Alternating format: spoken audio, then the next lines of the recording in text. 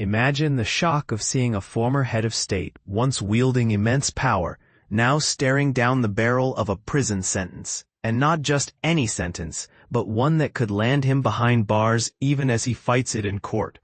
This isn't just a headline, it's a seismic shift in French politics, marking Nicolas Sarkozy as the first modern French president to face actual incarceration. But here's where it gets controversial. Is this a rightful reckoning for alleged corruption, or a politically charged witch hunt? Let's dive into the details and unpack what this all means, step by step, so even newcomers to French affairs can follow along. On Thursday, a Paris courtroom delivered a groundbreaking verdict, convicting ex-President Sarkozy of criminal conspiracy tied to a scheme aimed at illegally funding his 2007 election campaign. The court imposed a 5-year prison term, ruling that he must serve time regardless of any appeals he might file. To put this in perspective for beginners, criminal conspiracy here refers to a group of people plotting together to commit a crime, in this case, allegedly securing funds from Libya in exchange for diplomatic perks. The judges decided to delay setting the exact start date for his imprisonment, avoiding the dramatic scene of handcuffs in a crowded courtroom for the 70-year-old conservative icon. The specifics of the conviction revolve around events from 2005 to 2007, when Sarkozy, then serving as Interior Minister, was accused of orchestrating a deal to funnel money from Libya to boost his presidential bid. He was cleared on 3 other charges including passive corruption, unlawful campaign funding, and hiding the misuse of public money. This distinction is key. The court didn't prove that Libyan cash directly financed the campaign. But under French law, the mere attempt to set up such a corrupt arrangement is punishable, even without evidence of funds actually changing hands. It's like planning a heist. You can be guilty for the plot, not just the execution. Sarkozy, ever defiant, blasted the decision as an outrage. Standing beside his wife, the renowned singer and model, Carla Bruni Sarkozy, he declared, "If they insist on putting me in prison, I'll go with my head held high. I'm innocent, and this is a disgraceful injustice." He appealed to the French public, urging everyone, supporters and critics alike, to recognize the depths of what he called boundless hatred. The court, however, painted a stark picture, labeling his actions as exceptionally grave, and warning that such schemes erode public faith in institutions. The aim of this conspiracy was to tilt the electoral playing field in your favor, they stated bluntly. Before becoming president in 2007, Sarkozy held the Interior Ministry post, and the court argued he leveraged that role to lay the groundwork for high-level corruption. Sarkozy downplayed it all as just an idea, claiming he was being punished for not stopping 2 aides from pursuing illegal funding for his campaign. Those aides, former ministers Claude Guéant and Brice Hortefeux, were also found guilty of conspiracy, but acquitted on other counts.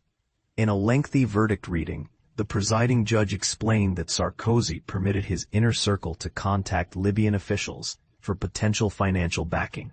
And this is the part most people miss. The court couldn't confirm Libyan money ever reached the campaign, yet the law still deems the conspiracy criminal.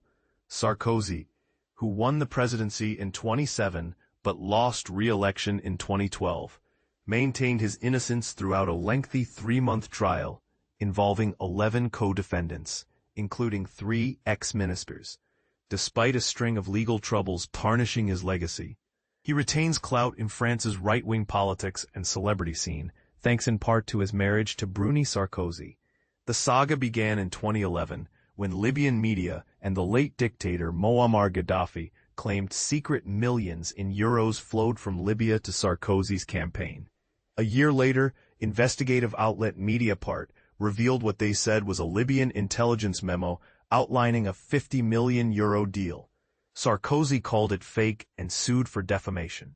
Intriguingly, the court now deems it highly probable that the document is indeed forged, a twist that fuels debate about the evidence's reliability. Probes also examined trips to Libya by Sarkozy's associates during his Interior Ministry tenure, including his chief of staff. In 2016, businessman Ziad Taqiyuddin alleged delivering cash-filled suitcases from Tripoli to the French Interior Ministry under Sarkozy's watch, but he later withdrew the claim. That retraction sparked a separate inquiry into possible witness intimidation, with Sarkozy and his wife facing preliminary charges for allegedly pressuring Takieddine. That case remains unresolved. Takieddine, a co-defendant who passed away in Beirut on Tuesday at age 75, had fled to Lebanon in 2020 and skipped the trial. Prosecutors portrayed Sarkozy as knowingly profiting from a corruption agreement with Gaddafi's regime. Gaddafi, Libya's long-ruling dictator, was ousted and killed in a 2011 uprising that ended his 40-year grip on the North African nation. The trial illuminated France's covert dealings with Libya in the 2000s, as Gaddafi sought to mend ties with the West after years of isolation.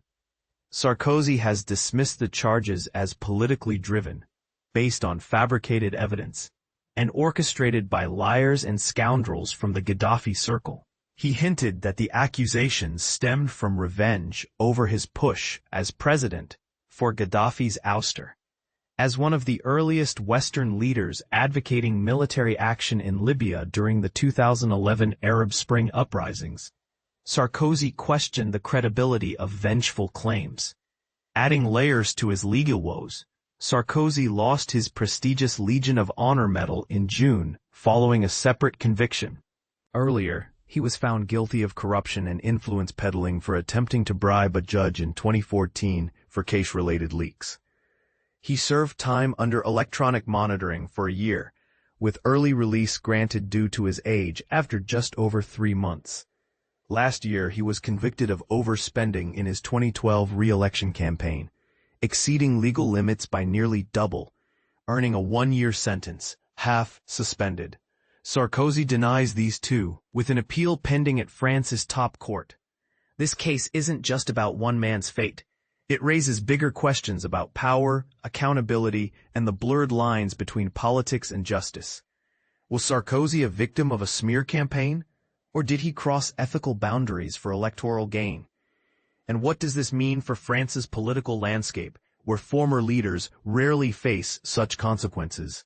Do you see this as a triumph of the rule of law, or a selective targeting of a polarizing figure?